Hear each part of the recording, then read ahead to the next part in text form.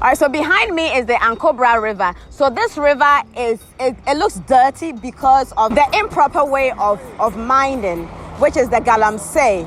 This river leads to the Atlantic, but with this river being polluted, the fish are suffering, and also the people that lives here around this area that derives its water source, drinking water source from this river, is also affected.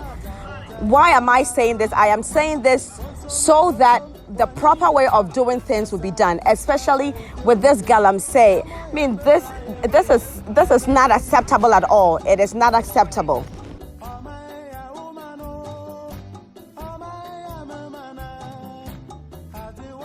The country as a whole, leaders of Ghana needs to catch this attention too. Perhaps they have, or maybe perhaps they haven't. Whether they have or they haven't, I want to draw an awareness and to be caught up on this, because if we don't work on this, our country is going to be ruined.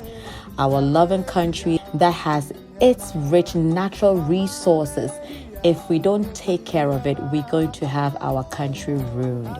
The people that uses the Ankobra River to drink as a water source for them, have we thought about them? I don't think we have. And if we have, I think we have ignored the outcome of what these people will suffer. Are we going to destroy our land and then depart from it and leave it for the ones that cannot afford to leave the country?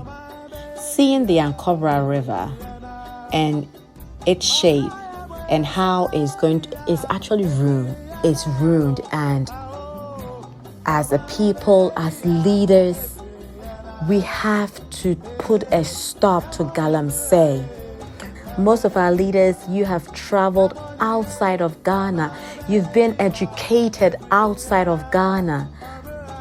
This video is not to pinpoint faults. There's nothing wrong with mining gold, because that is what we are blessed with.